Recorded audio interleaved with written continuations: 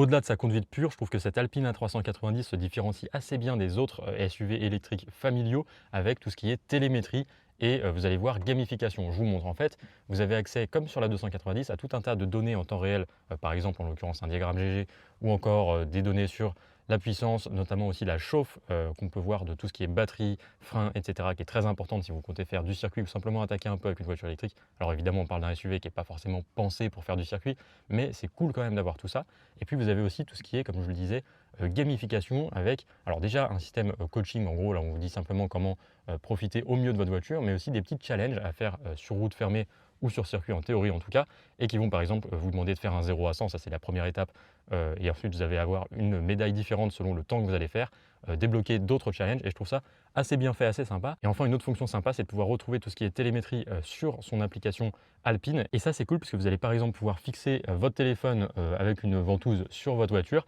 et puis filmer vos tours de circuit et avoir les données de télémétrie affichées en overlay sur la vidéo, donc ça peut être assez sympa. Alors malheureusement c'est pas possible d'enregistrer avec les caméras de la voiture, de toute façon c'est des caméras d'aide à la conduite qui n'auraient pas forcément une super qualité, mais c'est vrai que c'est un peu dommage, j'aurais bien aimé avoir une vraie dashcam et qui sert sur circuit à filmer ses tours, ça aurait pu être encore mieux, mais déjà avoir cette compatibilité là je trouve ça plutôt sympa. Et un autre point que j'apprécie tout particulièrement, au-delà du fait que déjà on a Android Automotive OS qui est franchement fluide, moderne, etc., comme chez Renault pour le coup, eh bien c'est que les services connectés sont offerts pendant 5 ans. Donc ça c'est plutôt généreux, hein, parce que certains constructeurs les offrent même parfois pendant seulement 6 mois, ce que je trouve franchement abusé. Là 5 ans c'est plutôt cool.